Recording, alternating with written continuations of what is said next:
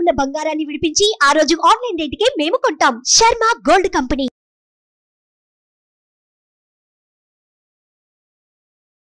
నమస్కారం, welcome to Suman TV.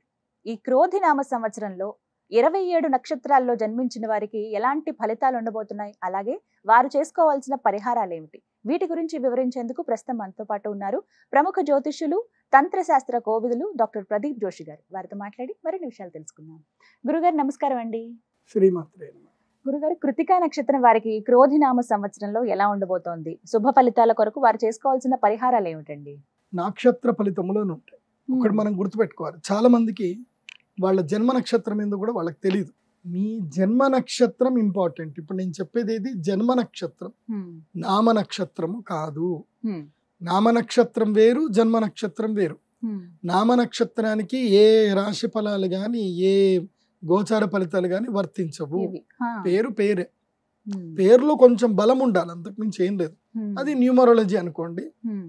నేను చెప్పేటువంటి పరీక్ష ఏవైతే నక్షత్ర ఫలితాలు ఏవైతే ఉన్నాయో ఇవి జన్మ నక్షత్రం అయితే తెలుసుకోవాలి.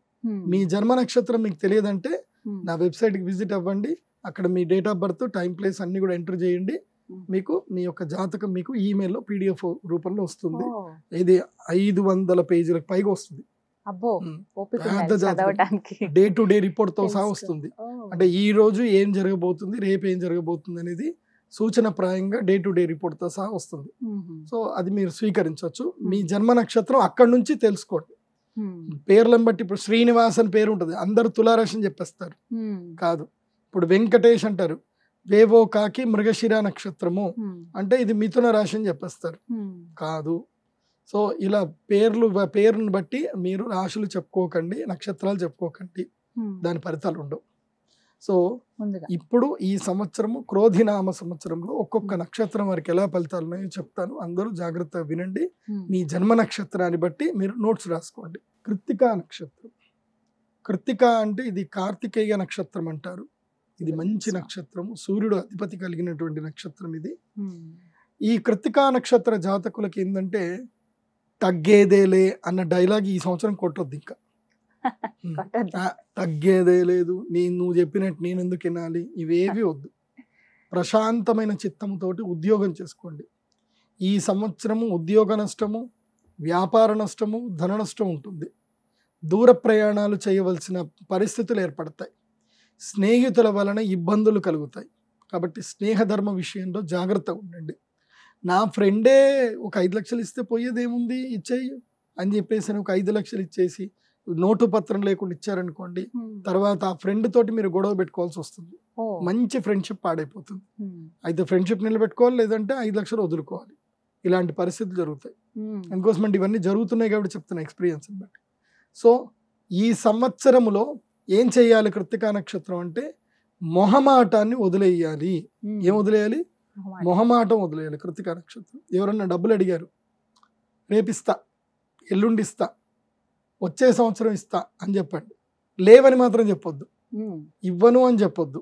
అలా నొప్పించక తానవ్వక తప్పించుకు తిరుగువాడు ధన్యుడు సుమతి. అలా కొంచెం టెక్నిక్స్ వాడుతూ చేయండి. ఫ్రెండ్ వచ్చి డబ్బులు అడిగారు, పార్టీకి వెళ్దాం పారా అని చెప్పి వాడికి కొంచెం ఏదో ఒకటి శాంతి చేసి పంపించేసేయండి. ఇటు ఫ్రెండ్షిప్ పోదు, ఇటు డబ్బులు పోదు. సో అలా చిన్న చిన్నగా ఏదైనా చేసుకోండి. ఈ సంవత్సరము కృత్తికా నక్షత్రం వారికి వాహన గండ యోగం ఉంది. అది కూడా ఎప్పుడు కూడా క్లియర్ గా చెప్తాను, వినండి. సంక్రాంతి గండము కృత్తికా నక్షత్రం వరకు ఉంది ఈ సంవత్సరం. అంటే డిసెంబర్ 24వ తారీఖు నుంచి జనవరి 18వ తారీఖు వరకు సంక్రాంతి పీడ దినాలు అంటారు. ఆ పీడ దినం లోపల మీకు గండం ఉండే అవకాశం ఉంటుంది. ముఖ్యంగా జలగండం ఉంటుంది. అదేవిధంగా ఈ దెబ్బలు తాకడము, వాహనాల దెబ్బలు తాకడం ఉంటుంది. జాగ్రత్త పడండి.